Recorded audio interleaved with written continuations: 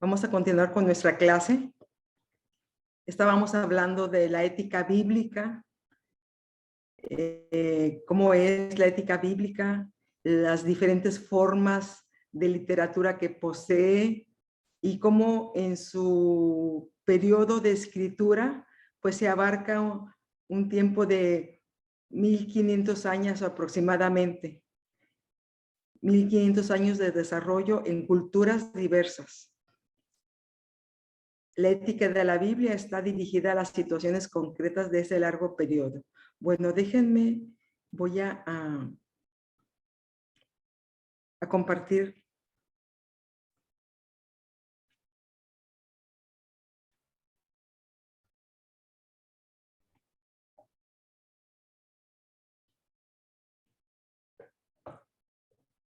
Dice, por eso, bueno, ya han pasado, pasaron 1500 de su escritura y luego históricamente nosotros estamos a más de 2000 años de diferencia de la época neotestamentaria. Por eso la ética de la Biblia fue guía para aquel tiempo. Con gran dificultad se puede transferir o intentar aplicar la ética bíblica a nuestra situación. Además, la Biblia no menciona problemas éticos que vivimos en la actualidad, pues, por ejemplo, la clonación, la reproducción asistida, cómo se involucra la tecnología en el sistema de la vida, sistemas políticos como el neoliberalismo. Son situaciones que estamos viviendo nosotros en la actualidad que no existían en ese tiempo. Interpretando el material bíblico e investigando la situación actual, podemos hallar recursos para enfrentar los problemas actuales. ¿Qué vamos a hacer con el uso de la Biblia en la ética cristiana? Entonces, hay que interpretar el material bíblico, hay que investigar la situación actual para hallar recursos y enfrentar los problemas que tenemos en la actualidad, en este siglo XXI, en este año 2022, en esta época que le llamamos pospandemia. En la Biblia no existe una ética única. No podemos reducir al mismo plano las enseñanzas de Jesús con Pablo, por ejemplo, o las de Santiago con Juan, o cualquiera de los otros escritores bíblicos. Hay que aprender a percibir lo propio y lo peculiar de cada uno. Imaginemos la ética del escritor del Eclesiastés.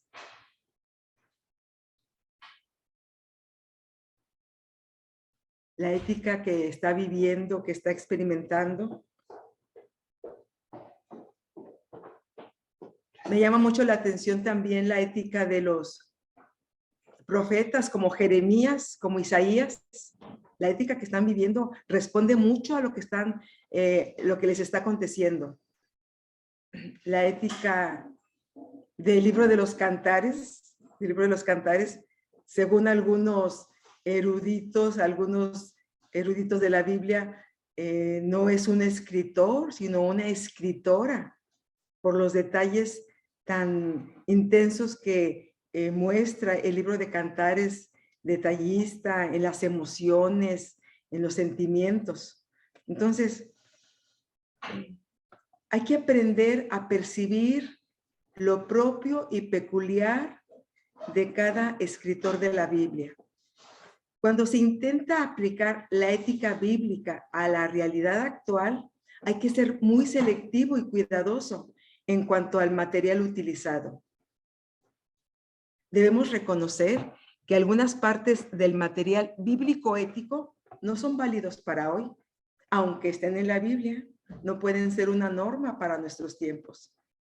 Por ejemplo, el patriarcalismo era la forma de organización de la comunidad en torno al patriarca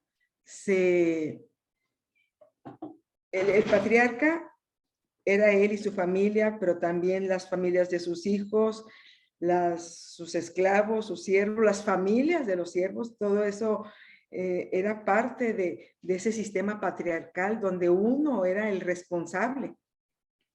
Ese era el sistema social que de alguna manera pues dio resultado, fue la forma de organización en esos sistemas, estas sociedades antiguas, el patriarcalismo, la esclavitud. En el Nuevo Testamento, Pablo llega a mencionar este tipo de relación social y les dice, esclavos sean obedientes a sus amos. Es otra forma de organización social. Entonces, no tiene que ser una norma para nuestros tiempos. En Deuteronomio, por ejemplo, decía que si el hijo era rebelde o contumaz, dice la palabra, pues habría que matarlo. Y pues ahora realmente no, aunque sea muy contumaz el hijo, ¿verdad? No podemos cumplir esa norma. El etnocentrismo también es interpretar las conductas sociales de otros pueblos desde la propia cultura. O sea, el pueblo de Israel era muy exclusivo en su manera de ser y de pensar, y entonces ese etnocentrismo pues ahora ya no rige, porque ahora también tenemos como una cultura global.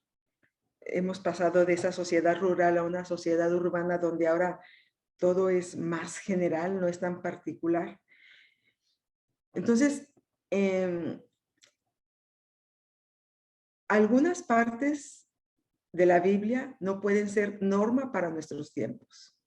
El discernimiento, fíjense, sin caer en subjetivismos o prejuicios personales, el discernimiento es parte del trabajo requerido para el uso de la Biblia en la ética cristiana. Qué interesante. ¿Cómo formamos el discernimiento que tenemos? Acuérdense que el discernimiento moral lo vamos del concepto que tenemos de Dios, de nuestro estudio y reflexión de la palabra y también de la comunidad bíblica donde estamos creciendo, donde estamos aprendiendo. Entonces, el discernimiento es parte del trabajo requerido para el uso de la Biblia en la ética cristiana.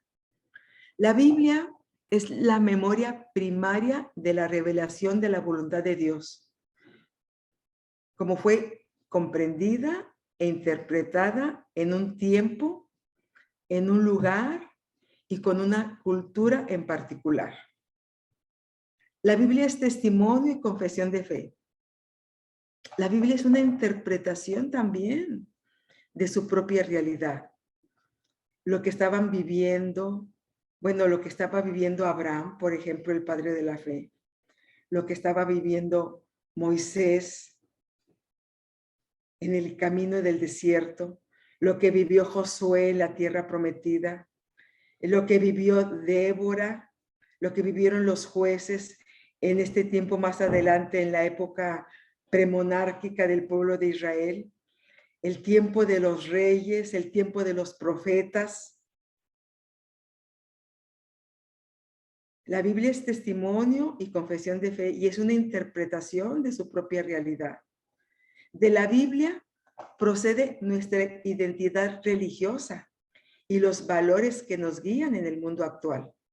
Ahora nosotros, después de ver cómo la Biblia es esa memoria primaria de la revelación de la voluntad de Dios, cómo fue comprendida e interpretada por diferentes culturas, diferentes personas, de acuerdo al tiempo que vivieron, el lugar geográfico, la historia particular, cómo es también un testimonio y confesión de fe, y cómo ahora la Biblia nos da a nosotros una identidad religiosa y cómo los valores de la Biblia nos guían en el mundo actual. ¿Cómo sucede esto? Bueno, pues a través de una exégesis, a través de extraer el significado de un texto. es cierto, es un trabajo riguroso, la exégesis es un rigor académico, pero es importante para nosotros, para encontrar esa identidad religiosa y para encontrar esos valores que nos guían en el mundo actual.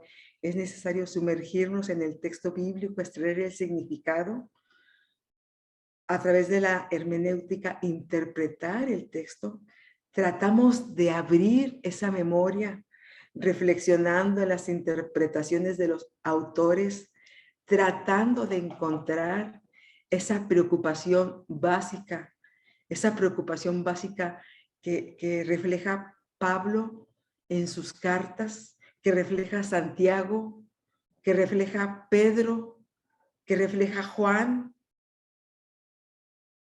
tratando de encontrar esa preocupación básica para que nosotros encontremos esa identidad religiosa y esos valores que nos guían en el mundo actual. Dialogamos desde nuestro contexto y desde nuestra subjetividad, porque mire, no podemos hacerlo de otra forma, no podemos hacerlo de otra forma. Tenemos que hacerlo desde nuestra realidad, desde nuestro conocimiento, desde la teología que tenemos. Dialogamos desde nuestra realidad con los autores bíblicos, intentando mantener las orientaciones de Jesús y de la iglesia primitiva con las nuestras ahora. Tratando, hermanos, de hacer esa conexión de lo que estamos viviendo ahora, de nuestra realidad, de esta realidad llena de dispositivos, ahora como la realidad virtual, etcétera. O sea, muchas cosas que ni acabamos de entender,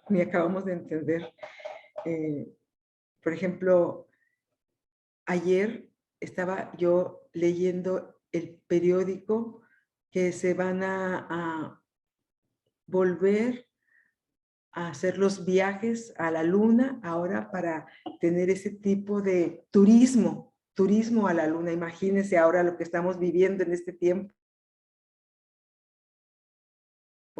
De gente muy adinerada, de gente con gran poder económico que están haciendo esos viajes, están promoviendo ese turismo, pues, ¿cómo le diríamos? Fuera de nuestra realidad cósmica, viajando fuera al universo. Entonces ahora están buscando ese turismo a la luna y dice que ayer se empezó a hacer ese ya tipo de lanzamientos para propiciar, para abrir ese camino para que ahora en vez de ir no sé a dónde vayan ustedes de vacaciones, nosotros aquí pues vamos a las playas, a Acapulco, vamos a Cancún, tenemos diferentes playas, algunos pues viajan al extranjero, otros con más poder pues viajan a Europa, algunas partes de Europa. Qué hermoso sería que yo un día vaya a Argentina, ¿verdad? Bueno, esas son nuestras realidades así como, y las vemos como muy lejanas porque a veces están fuera de nuestro alcance de diversos aspectos, pero ahora se están abriendo ya no nada más en la Tierra, sino salir de nuestro planeta y hacer ese turismo fuera de la Tierra. Entonces, esa es nuestra realidad ahora. ¿Cómo unir estas necesidades actuales que tenemos? La reproducción asistida, la clonación, la homosexualidad, las luchas de género, el feminismo radical, que muchas veces es un embrismo más bien, es una lucha, porque pudiera ser que el feminismo en sus raíces es algo bueno para la mujer, pero estamos hablando aquí de un feminismo radical. ¿Cómo tenemos ese diálogo desde esta realidad? ¿Cómo nos relacionamos con las enseñanzas de Jesús, con el ejemplo de esa iglesia primitiva con lo que nosotros estamos viviendo ahora como iglesia. Recordando esa estructura formal de la ética bíblica, recordemos que es un modelo indicativo, imperativo, lo que Dios dice y lo que nosotros debemos hacer. Bueno, recordando, entrando a esa ética bíblica, tomando en cuenta esa estructura formal, qué es lo que Dios dice para nosotros en este tiempo, qué es lo que Dios dice y cómo lo debemos hacer, qué es lo que Dios espera de nosotros en este tiempo. En esto consiste la relevancia de esa enseñanza bíblica para la ética teológica en el presente. Es en este sentido que el estudio bíblico ilumina la actividad de Dios en el pasado y nos ayuda a comprender su actividad hoy. Es esa reflexión bíblica, esa ética teológica que nos ayuda a entender la ética que vivieron en el pasado, pero tratar de, a través de la exégesis, de la hermenéutica, tratar de entender, de vivirla para nuestro tiempo. Cómo esa es la relevancia bíblica, la relevancia de esa enseñanza bíblica para la ética teológica que hoy necesitamos vivir. La Biblia enseña los valores fundantes y los principios orientadores que nos guían. Nos ayuda a discernir la voluntad de Dios en medio de nuestra situación. El Nuevo Testamento es el punto de referencia más decisivo, ya que la revelación final, la revelación escatológica de la voluntad de Dios se hace muy evidente, se hace muy real, se hace cercana a nosotros a través de Jesucristo. Es en este sentido que la Biblia es imprescindible. La Biblia es imprescindible para nosotros en este tiempo, porque nos revela la voluntad última de Dios a través de Jesús. La Biblia es imprescindible, es la autoridad para la ética cristiana que hoy usted y yo necesitamos. En el mundo creyente, bueno, hay dos líneas muy importantes. En el mundo cristiano, la línea protestante y la línea de católicos romanos. Y los protestantes y los católicos romanos tienen paradigmas teológicos distintos. Por ejemplo, en la tradición protestante impera la ley de Cristo.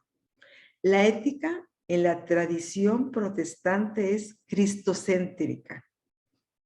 De alguna manera, nuestra iglesia pertenece a esa tradición protestante. Somos cristocéntricos. De esta forma, se da una perspectiva encarnacional a la ética. Esta tradición resalta la centralidad de Jesucristo como el mediador entre Dios y los seres humanos. Somos cristocéntricos nosotros. Y llegamos a esta realidad no hace mucho, la Iglesia de Dios en México.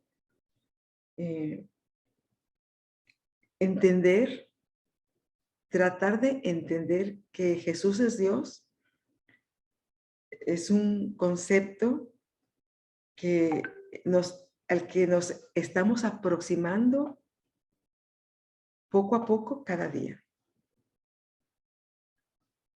Ser cristocéntricos es un desafío para nosotros.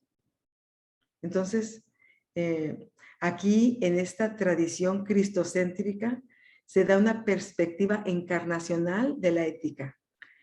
Resalta como en el centro de todo está Jesús. Jesús como mediador entre Dios y los seres humanos. ¿Qué significa esto?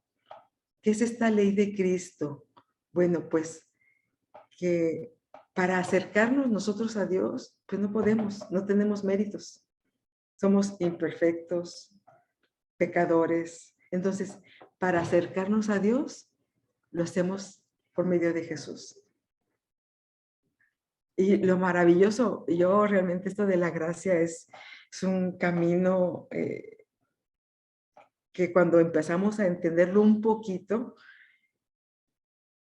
se nos hace algo, una ética que nosotros no podemos entender, la ética divina, la ética de Dios hacia nosotros. Para entender a ese Dios, lo hacemos a través de Jesús. Qué maravilloso. Tenemos ese camino. Jesús nos va marcando ese camino para llegar a Dios y es a través de Él. Pero a mí me encanta. Cuando Dios nos ve a nosotros, nos ve a través de Jesús. Qué maravilloso.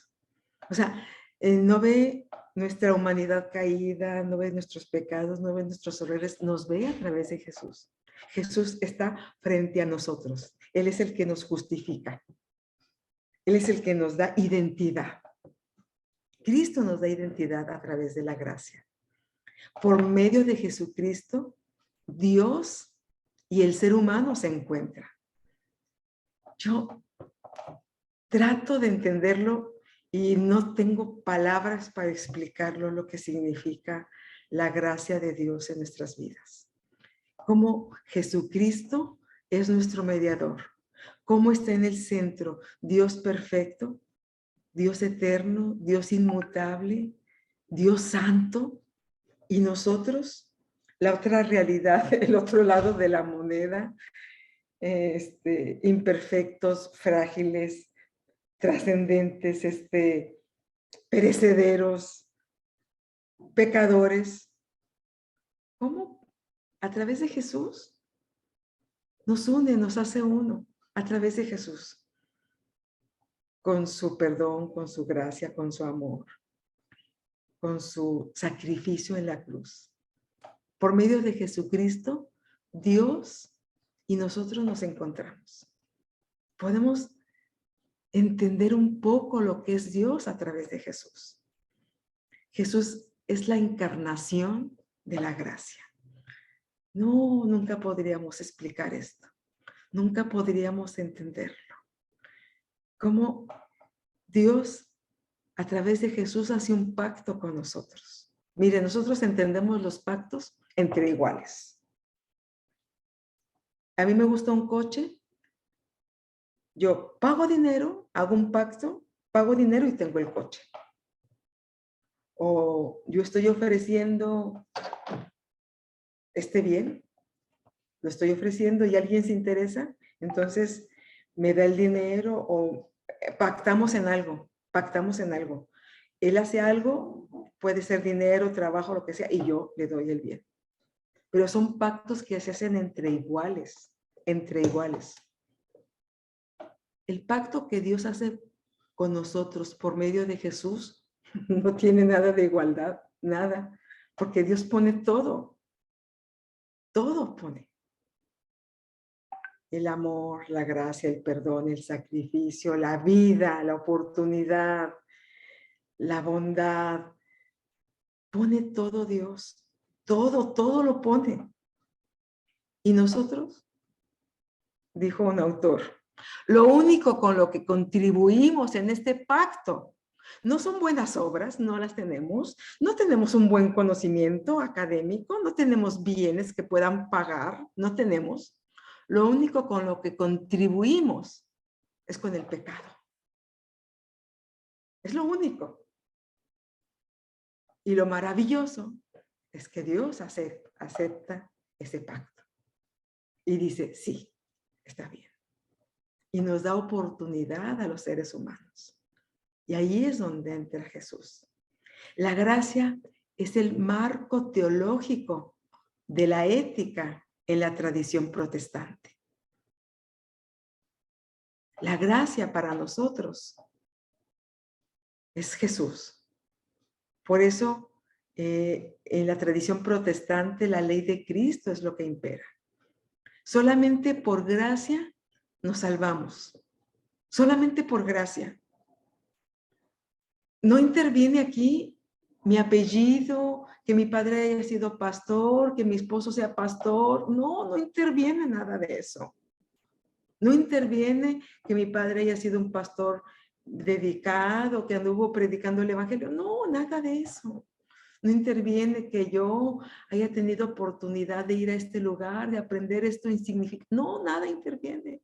No interviene el conocimiento, la familia, la sangre, no interviene el físico, nada.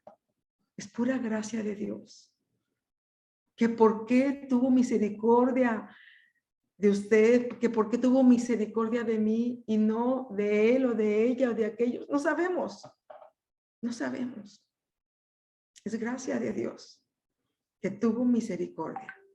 La gracia es el marco teológico de la ética en la tradición protestante.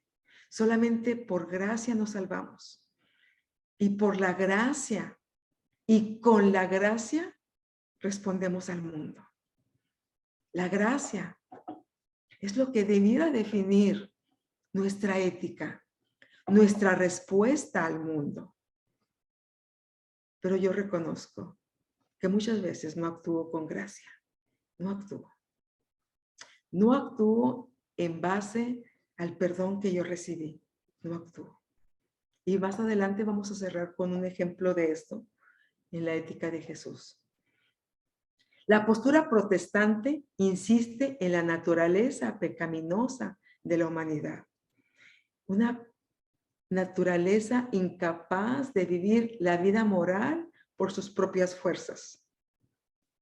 La gracia es redentora, tanto como el poder de Dios para nosotros. Y es también el poder de Dios en nosotros. La gracia da poder. La gracia invoca la acción cristiana. Estoy explicando esto, a mí me encanta. Yo creo que el tema de la gracia nunca lo vamos a acabar de entender. Y lo poquito que podamos ir avanzando en ello, hay que vivirla y hay que compartirlo con los demás. La gracia es una luz en nuestras vidas, es una libertad en nuestras vidas. La gracia da poder e invoca la acción cristiana. Mediante la libertad, Dios busca al ser humano en la historia, ante situaciones concretas por medio de la encarnación en Jesucristo y lo llama a vivir en libertad.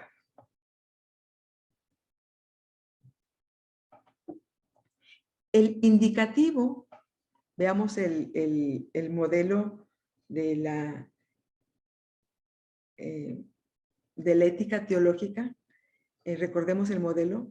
El indicativo está en la gracia y la libertad, pues Dios es gracia y libertad. Ahí está el indicativo.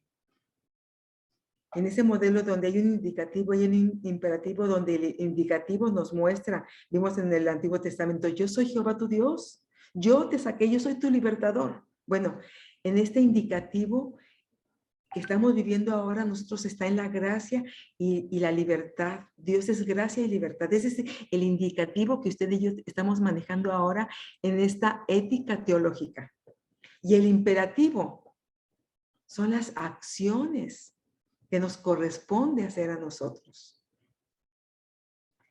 ¿De qué forma debemos responder como seres humanos a lo que Dios nos presenta? La libertad de Dios le permite al ser humano responder a realidades concretas, siempre nuevas. Actuamos por gracia nosotros. Y en ese actuar, en esa libertad, nos arriesgamos a cometer errores. No damos en el blanco, ese es el pecado. Errar al blanco. No damos muchas veces. Nos quedamos cortos. Dios nos presenta el panorama. Dios nos dice, esta es la forma, esto es lo que Él espera y nos quedamos a medias. Nos quedamos a medias. Erramos en el blanco. pero confiando que Dios está presente, que le perdona y le capacita para actuar de nuevo. Ese es el modelo ético que nos corresponde actuar en este tiempo presente. Sabemos que Dios es un Dios de amor, es cierto, de gracia y de libertad. Ese es el indicativo en el modelo de la ética teológica. Pero el imperativo es la respuesta que le damos a Dios. Y en esa respuesta somos libres. Alguien dijo que el libre albedrío que tenemos, en vez de usarlo para el bien, lo usamos para el mal. Bueno, aquí ya es una situación donde tenemos que revisar personalmente, pero Dios nos da libertad. Dios nos da oportunidad de responder al llamado que Dios hace a nuestras vidas. En esas situaciones concretas, siempre nuevas que nos permite el Señor vivir. No es algo estático. La vida cristiana no es estática, no es, haces esto, respondes de esta manera. No, es algo novedoso. Es algo novedoso. La vida que Dios nos da es nueva. La vida es hermosa, es gratificante. Actuar por gracia, en ese actuar por gracia podemos cometer errores, pero en esos errores que cometemos sin querer muchas veces, que nos arrepentimos, que nos da vergüenza, encontramos el perdón y la oportunidad de Dios para volver a hacer lo mismo ahora de una manera mejor. Este modelo ético tiene debilidades, pudiendo ser muy subjetivo, perdiendo la dimensión social de la vida. Puede ser que seamos muy subjetivos, que no querramos salir de nuestra realidad, nos perdemos de la dimensión social de ayudar al otro.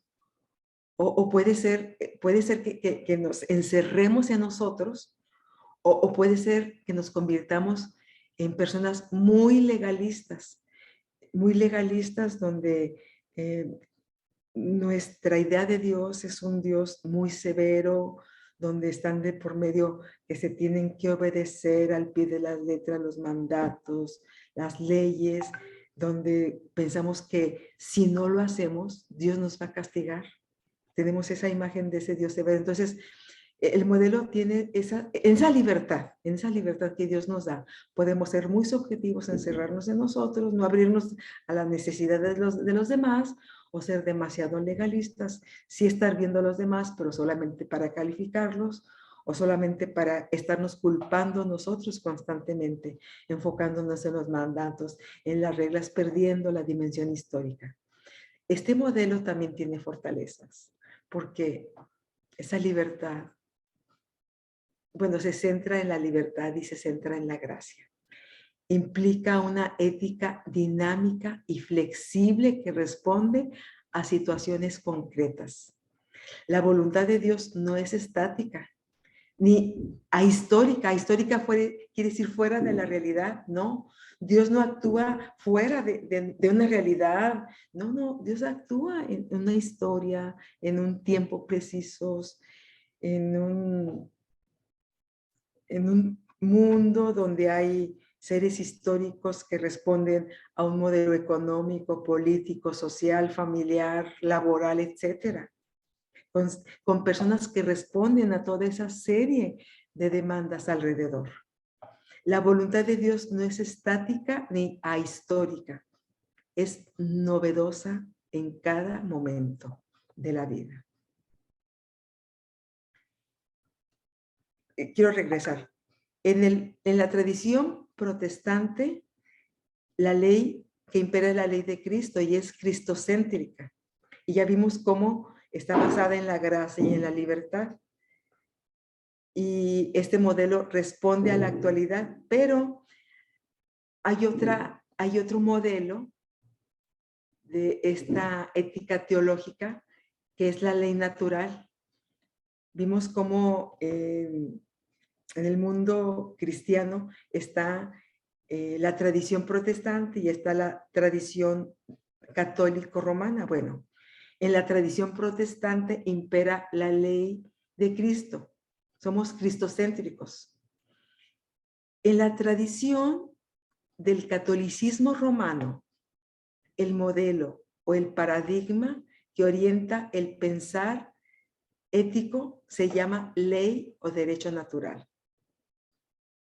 Nosotros seguimos la ley de Cristo, somos cristocéntricos. En esta otra tradición impera la ley natural.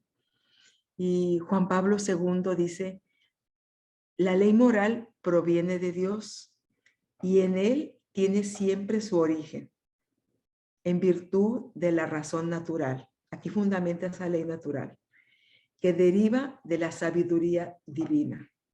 La ley moral es, al mismo tiempo, la ley propia del hombre. En este contexto, como expresión humana de la ley de Dios, se sitúa la ley natural. Esta es la ley natural por el cual el catolicismo romano se guía dentro de la ética teológica.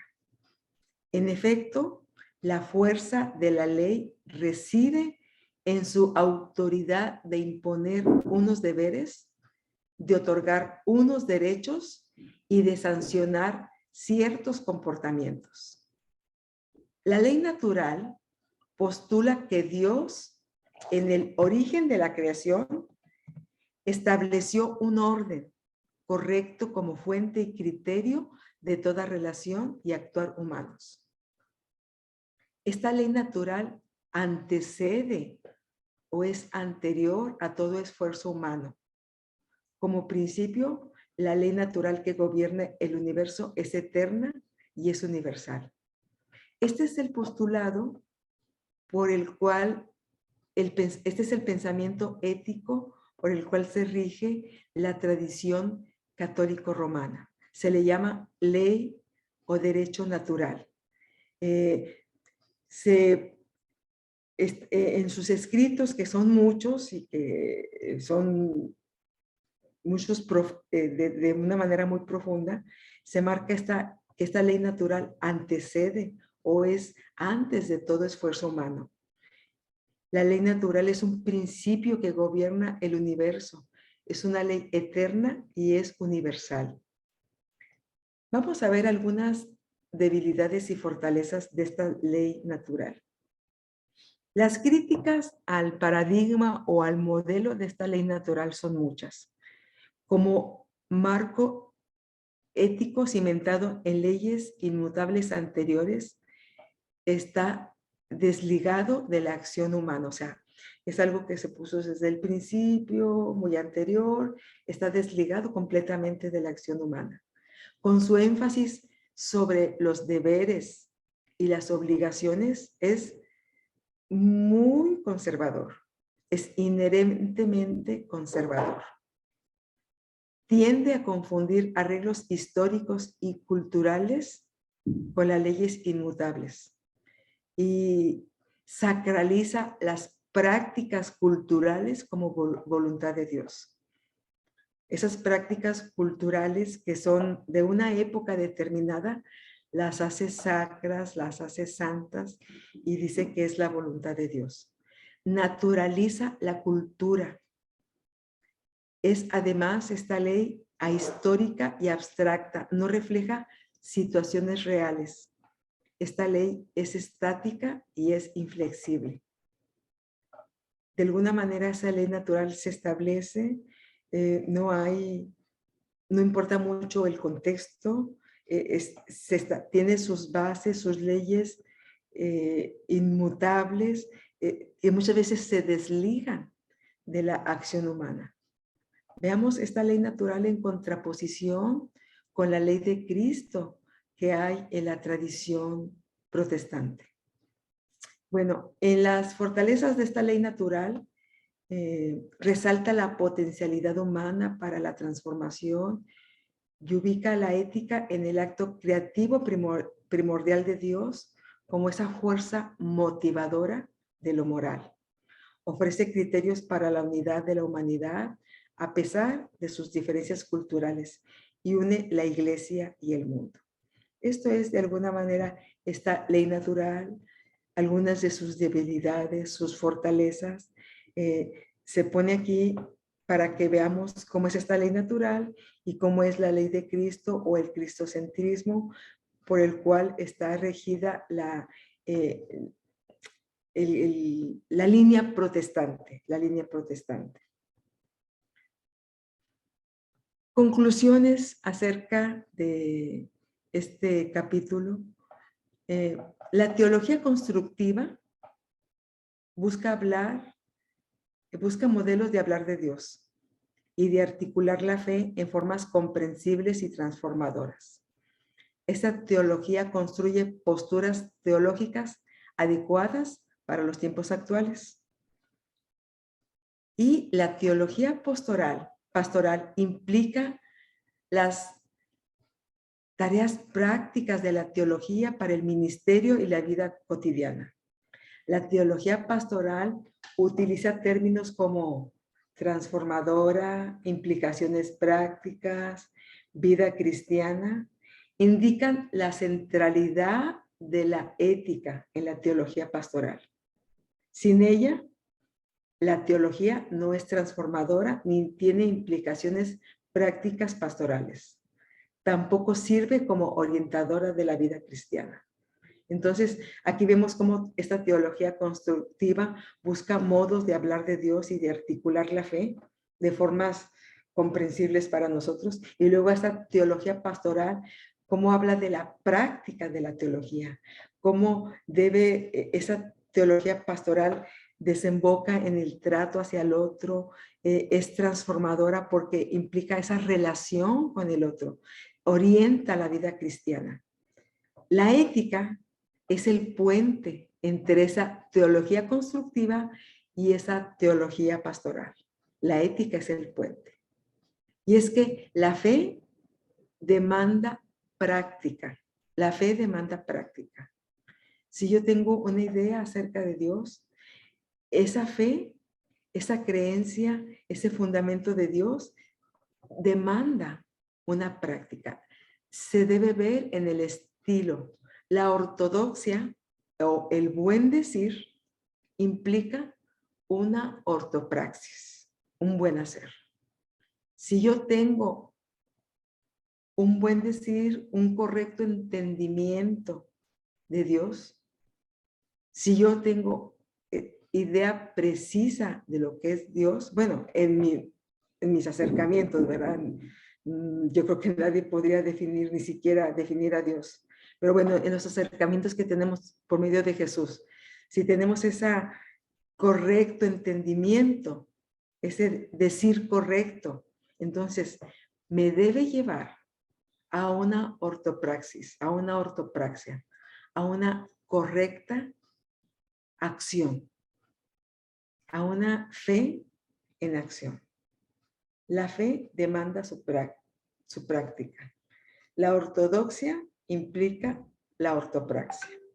Esto quiere decir la fe en acción. Las implicaciones pastorales de la ética son evidentes.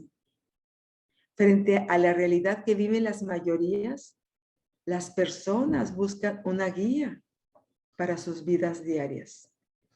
¿Debo hacer esto? ¿Debo hacer aquello? Una situación que vivimos y todavía la vivimos es, por ejemplo, los cumpleaños. Los cumpleaños, cómo los celebramos, de qué forma los celebramos. Eso habla de nuestra ética cristiana que estamos viviendo. Para algunos, la forma de celebrar marcan un estilo, debe ser de esta manera. Para otros lo hacen de otra manera y luego aquí viene ese choque de ideas, ¿verdad? Entonces, Las implicaciones pastorales de la ética son evidentes. Frente a la realidad que viven las mayorías, las personas buscan una guía para sus vidas diarias. Constantemente estamos construyéndonos frente a la realidad, teniendo siempre como marco de referencia la voluntad de Dios, teniendo siempre como marco de referencia lo que hemos aprendido de las Escrituras y teniendo también como referencia los principios éticos de la iglesia a la que pertenecemos. Todo eso está frente a nosotros. Pero todo eso nos llama a responder. ¿Cómo estamos respondiendo a las situaciones de la vida diaria? ¿Cómo es la dimensión pastoral de la ética que estamos viviendo? Comprender esa realidad sociohistórica. Ellos necesitan ayuda para saber cómo comportarse en medio de los conflictos y las dificultades. Hay parejas que, bueno, la sexualidad siempre ha sido un mito, todavía hasta ahora. No se habla de sexualidad en la iglesia, casi no. Y cuando nosotros hablamos sobre sexualidad, por ejemplo, que abordamos ese tema en las lecciones de mujeres para mujeres, pues empezamos a causar controversia, porque pensábamos, bueno, todavía algunos piensan que el sexo es pecado. Y el sexo es parte de la naturaleza humana. El sexo es algo que Dios puso en nuestras vidas. La sexualidad es parte de lo que somos como hombres o como mujeres.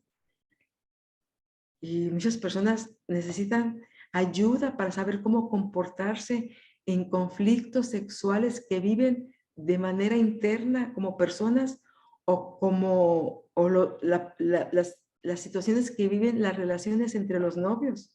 Cómo vivir su sexualidad en la etapa del noviazgo. Todavía, cómo vivir la sexualidad en la etapa del matrimonio. Porque hay muchas cosas, muchos tabúes de los cuales no se habla todavía. Se piensa que las mujeres deben acceder al acto sexual, quieran o no, que es un deber, que es una obligación. Y muchas veces se llegan a dar violencia o violaciones dentro del matrimonio. ¿Cómo comportarse en medio de esos conflictos? ¿Cómo responder de manera pastoral a esas situaciones éticas que las mujeres y los hombres están viviendo? Necesitan saber cómo relacionarse con su mundo de manera creativa y positiva, sin perder su integridad personal en situaciones donde no hay una sola respuesta cristiana. ¿Cuáles son las dimensiones pastorales de la ética? Bueno, pues uno es la evangelización, debe ser el llamado a la responsabilidad hacia el mundo y la vida recta. La evangelización debe ser el llamado a la responsabilidad hacia el mundo y la vida recta. ¿Cómo estamos respondiendo nosotros? ¿Cómo le estamos respondiendo? ¿Cómo es la evangelización que nosotros estamos dando a la necesidad que está presentando el mundo? La consejería pastoral tiene que tratar casos específicos de confusión moral y de sufrimiento causados por el pecado social. ¿Cómo respondemos nosotros? Viene la hermana y se queja que su esposo la golpea, que está sufriendo violencia física. Bueno, y esa es la evidente porque también hay violencia emocional, violencia económica. Y no nos damos cuenta. Y dice ella, bueno, y es que es mi esposo y tengo que. ¿Cómo respondemos nosotros pastoralmente a esos casos específicos donde la gente no sabe qué hacer? Donde hay sufrimiento y dolor causados por el pecado social, porque la violencia es un pecado social, es un mal estructural que se ve en todas las áreas de la vida, en la economía, en la política, en la familia, en la iglesia, se ve la violencia, es un pecado social.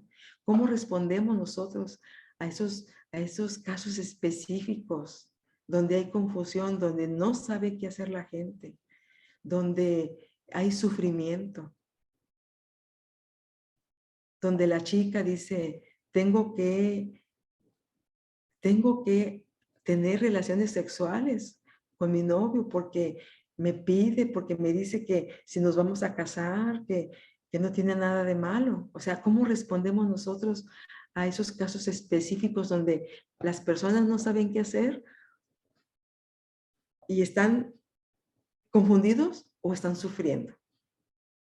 La consejería pastoral, esa dimensión pastoral de la ética. La predicación tiene que levantar esa voz profética contra la injusticia, esa injusticia estructural y esa injusticia interpersonal, esa injusticia que se vive dentro de la familia. ¿Cómo respondemos nosotros? ¿Cómo a través de la predicación, esos sermones del sábado, cómo responden a la injusticia que se vive en la misma iglesia, a la injusticia que se vive en la comunidad, a la injusticia que se vive entre la familia, entre hermanos y hermanas, entre hombres y mujeres, a la injusticia que les damos a los ancianos, a los enfermos, a los grupos minoritarios, a las personas que tienen necesidades especiales, a los que llegan a nuestra iglesia y que no corresponden al modelo de creyentes que nosotros tenemos en nuestra cabeza, donde decimos, es que el cristiano o la cristiana debe ser así o asá. O sea, la predicación tiene que responder de manera profética a la problemática que estamos viviendo.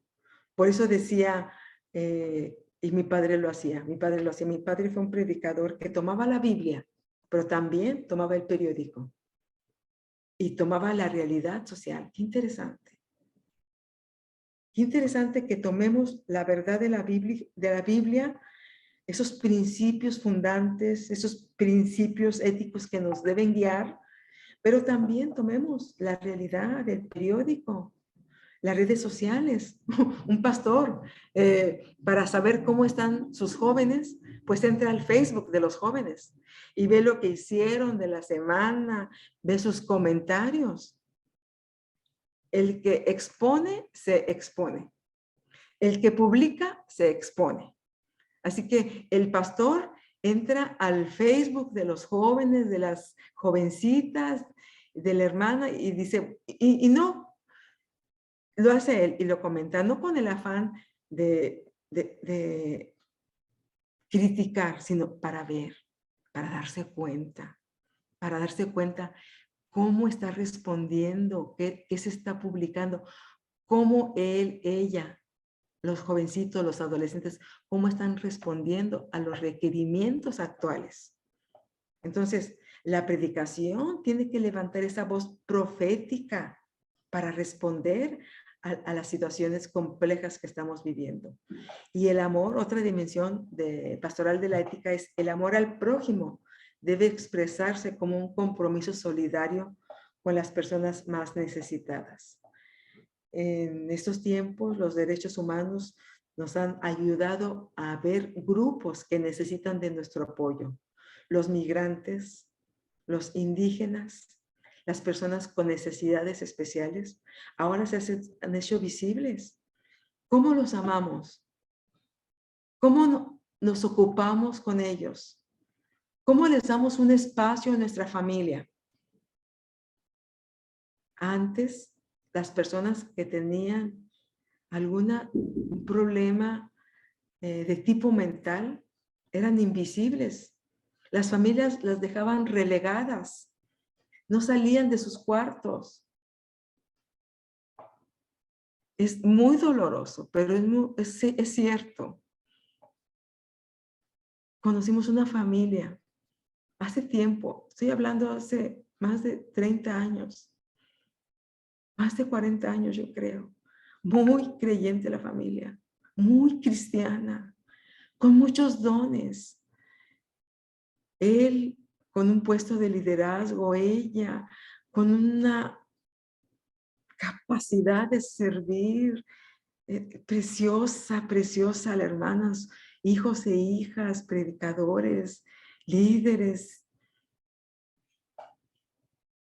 Casi al final de la historia supimos que en esa familia había una mujer que tenía problemas mentales y que nunca conocimos, porque nunca salió de su cuarto. Siempre se mantuvo en lo íntimo de la familia y en el secreto.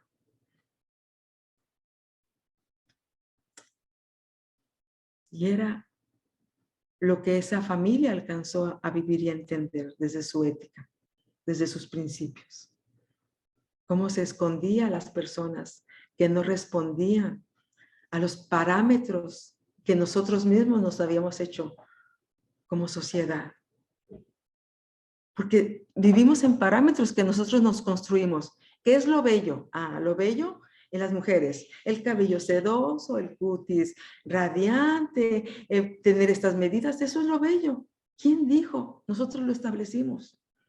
Y los que quedan fuera, bueno, son los rechazados, son los marginados. ¿Quiénes son los inteligentes? Los que tienen este coeficiente intelectual, los que han accedido a esta educación. ¿Quién lo marcó? Nosotros mismos. Entonces, una dimensión pastoral de la ética es ese amor al prójimo, ese compromiso solidario con las personas más necesitadas, con las personas que menos tienen, que menos pueden. Hay que saber incorporar las preocupaciones éticas a la vida eclesial, especialmente a la liturgia y al estudio bíblico. Entre la celebración y el estudio se descubrirán los recursos que aclaran y sostienen la tarea de vivir como cristianas y cristianos en un mundo conflictivo. Por eso, la ética es el tema y la tarea de la teología. Es muy amplio el tema de la ética teológica. Van muy unidas. Todas nuestras respuestas están enraizadas o ancladas en la teología que nosotros vivimos. ¿Cómo respondemos? Es de acuerdo al concepto de Dios que tenemos. Y les comentaba cómo ese camino de la tradición protestante, cómo somos cristocéntricos, cómo la ley de Cristo debe permear nuestras vidas, cómo debemos trabajar en un ambiente de libertad y de gracia. Y estamos en ese proceso. No hemos acabado. Estamos en ese camino y digo, gracias a Dios que hoy, que en este día, jueves, el Señor nos ha extendido su misericordia y su amor. Nos ha dado nuevas oportunidades. Aunque este capítulo sugiere muchas orientaciones teológicas, su preocupación principal ha sido la relación entre la ética y la teología, llamándolo una ética teológica. Y vamos ahora a pasar a una ética teológica de acuerdo a cómo la vivió Jesús. Vamos a dejar estos minutos que nos restan para ver un momento en la vida de Jesús, y este se encuentra registrado en Lucas 7, del 36 al 50. La Biblia no tiene ni capítulos ni versículos. Eso fue un acomodo que se le hizo los biblistas para que nosotros pudiéramos identificarlo. Pero también aparte de capítulos y versículos, pues le han puesto títulos. Y en esta parte, este texto se llama Jesús, en mi Biblia, que es una versión Reina Valera 60, sí, Jesús en el hogar de Simón el fariseo, o Jesús en casa de Simón. Bueno, vamos a ver, de acuerdo a lo que hemos estudiado, esta ética cristocéntrica, cómo actúa, cómo debe ser en relación a la ética en Jerusalén. en la cultura donde Jesús nace, porque Jesús nace como judío, como un hombre judío. ¿Por qué nació en la cultura judía? No sabemos. Es una decisión de Dios. Pudo haber nacido en otra cultura, pero Jesús fue un hombre judío.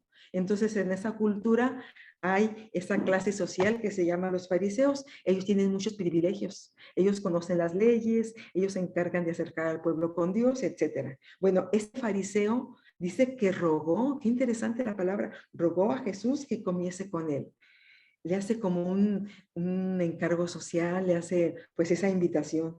Y Jesús, a mí me encanta cómo es Jesús, que accede, va con los diferentes clases sociales. Jesús es un hombre de su tiempo, un hombre, pudiéramos decir, estándar de su tiempo, porque va con los publicanos, llega y entra a la casa de Zaqueo. En este momento está entrando a la casa de un fariseo.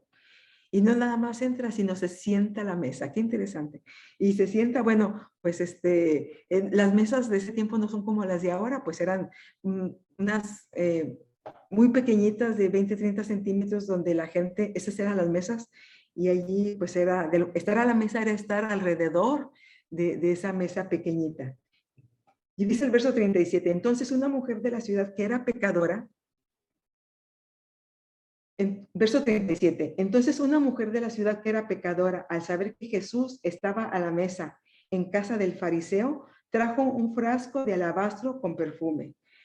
Bueno, aquí sucede un cambio completamente de escenario, algo inesperado. Primero está Simón, ese hombre, ese fariseo que invita a Jesús, que seguramente tenía todo listo, tenía lista la casa, tenía lista la comida, las personas que le iban a ayudar, tenía listo, más adelante vamos a ver hasta sus amigos, tenía hasta sus invitados, todo tenía bajo control. Entonces era un hombre organizado, metódico, sistemático.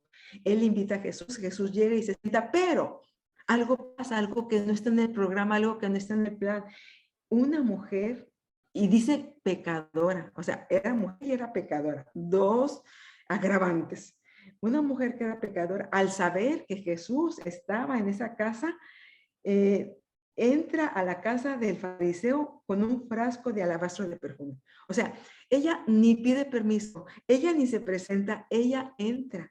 Entrar a la casa de esa forma, hermanas, hermanos, era un delito, porque está entrando a una casa extraña donde no ha sido invitada.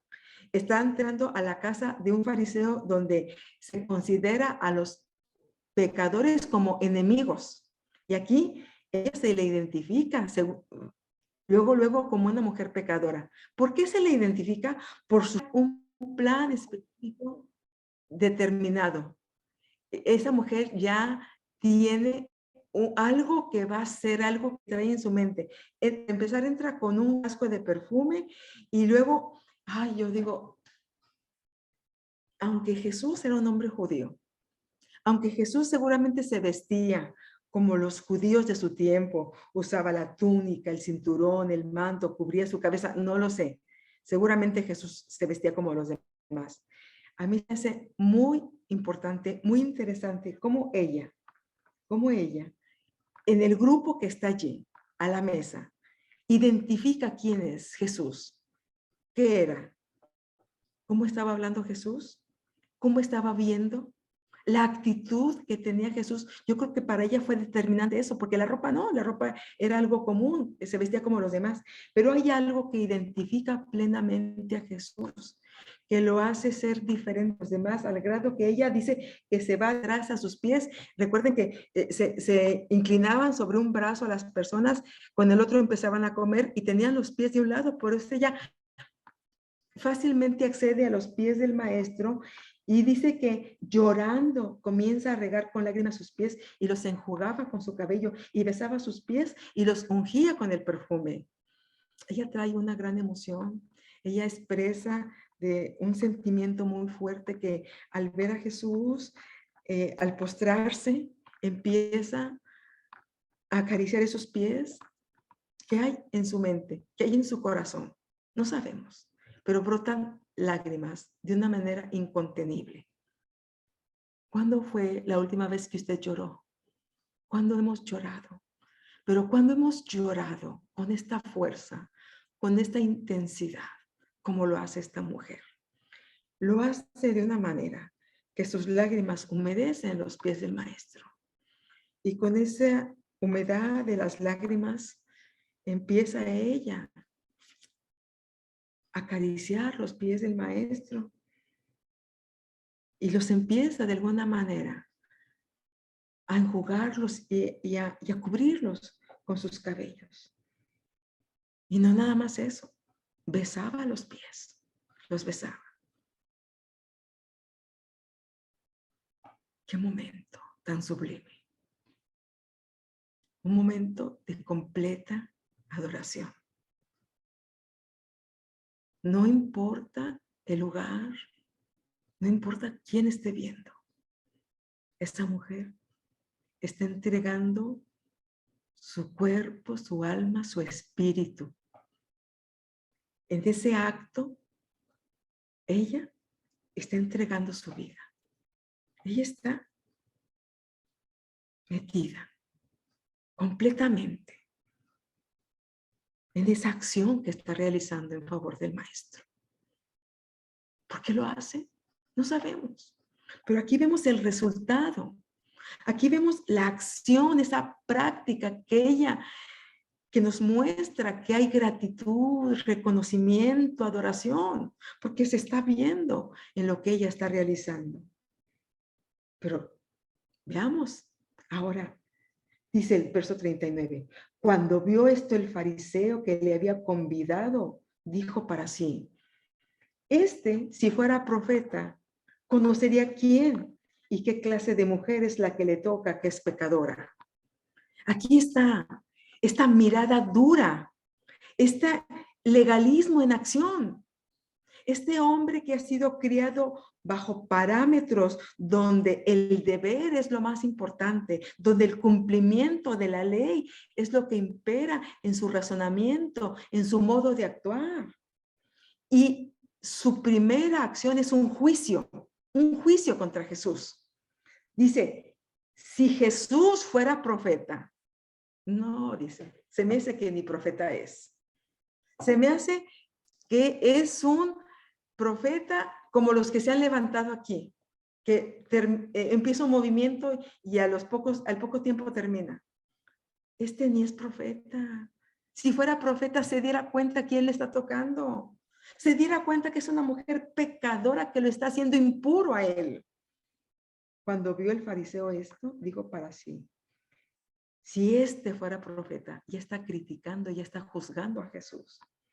Entonces, respondiendo, Jesús le dijo, aquí está la acción de Jesús. Esta acción fundamentada en la gracia y en la libertad, que tiene como características la tolerancia, el amor, el perdón. Entonces, respondiendo Jesús, le dijo, Simón, una cosa tengo que decirte. Y él le dijo, di, maestro, di. Un acreedor tenía 2 deudores y uno le debía 500 denarios y el otro 50. Y no teniendo ellos con qué pagar, perdonó a los 2. Di, Simón, ¿cuál de ellos amará más? Verso 43, respondiendo, Simón dijo, pienso que aquel a quien ha perdonado más. Y él dijo, rectamente has juzgado. Simón sabía las respuestas, hermanos. Simón conocía la ley. Simón sabía qué era lo correcto. Simón lo sabía. Pero una cosa es saberlo y otra cosa es hacerlo. Jesús le dijo, rectamente has juzgado. Has contestado correctamente, Simón. Y vuelto a la mujer, dijo a Simón, ¿ves esta mujer? ¿Cómo veía Simón? ¿Cómo vemos nosotros? Acuérdese que vemos de acuerdo a nuestros principios, a nuestra ética teológica que tenemos respecto a lo que pensamos de Dios, a las enseñanzas de la Biblia y en nuestra formación en la iglesia. ¿Cómo veía Simón? La mirada de Simón era crítica, la mirada de Simón era cuadrada, La mirada de Simón era completamente legalista. ¿Ves esta mujer? ¿La ves? La mujer está al centro. De un lado está Simón, del otro lado está Jesús. Cada quien ve a la mujer desde su realidad, desde su ética. ¿Cómo ves, Simón? ¿Cómo ves esta mujer? ¿Cómo la ves? ¿Cómo la veía Simón? De una forma cuadrada, de una forma legalista, de una forma cerrada. ¿Cómo ves? Entré a tu casa y no me diste agua, Simón. Acuérdate, Simón, que las leyes de cortesía dicen que cuando llega un invitado debes ofrecer agua y no tenías que haberlo hecho tú tienes tus sirvientes. Tú solamente hubieras dado la orden para que hubieran traído un recipiente con agua para lavar mis pies. No lo hiciste. Ella no lo hizo con agua, lo hizo con lágrimas. Con lágrimas. No me diste agua, mas esta con lágrimas los ha hecho. Tú no me diste beso. Otra tradición, otra ley de la cortesía es que cuando venga un invitado se le dé un beso. Tú no me diste beso, Simón. Mas esta desde que entré no ha cesado de besar. Y los pies. La tradición decía un beso en la frente, un beso en la cabeza. La mujer se excede, sale de los límites establecidos por la ley. No usa agua, usa sus lágrimas. No besa la cabeza, la frente, no. Besa los pies. Esos pies cansados, esos pies sucios, propios de un hombre que camina dentro de esos caminos pedregosos llenos de tierra de la ciudad de Jerusalén. Ella besa esos pies. No ungiste mi cabeza con aceite. Te olvidaste también de esta cortesía. No ungiste mi cabeza con aceite. Se les da ese ungimiento a esas personas especiales que guían nuestra manera de ser, a los reyes, a los sacerdotes. Tú me consideras un maestro de un rabino. Tú debiste haber ungido mi cabeza. No ungiste mi cabeza con aceite, mas ella me ha ungido con un perfume y un perfume costoso. Tú pudiste haber usado ese perfume, ese aceite que tienes, ese aceite que sacas de los olivos. Lo pudiste haber usado para ungirme, pero no, no hiciste. Y ella ha ungido con un perfume costoso. La verdadera anfitriona es ella, no es él. Ella lo recibe, ella lava sus pies, ella le da un beso a sus pies y los unge. Las leyes de la cortesía que debía cumplir el anfitrión, los cumple la mujer. Ella es la verdadera anfitriona. Por lo cual te digo que sus muchos pecados le son perdonados. Porque amo mucho.